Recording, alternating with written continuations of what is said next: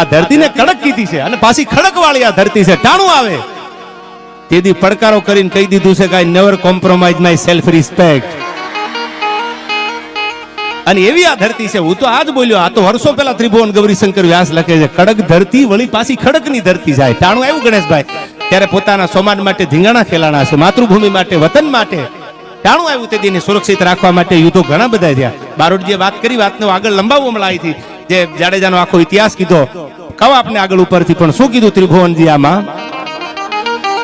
આઈ કડક ધરતી જહાં ખડકની આકરી અને એમાં ડુંગરા ડુંગરી ને કરાડો, એ મુકુટુસા મંદિરો ગાજતા સિર ધરી, ગજવતા ગગન ઊંચા પહાડો. અનગીર ગોરંભતી ગાય જે નેહમાં, જેના ફળિયામાં ગાય બાંધી હોય, એક હોય, બે હોય કે પાંચ હોય ગણેશભાઈ,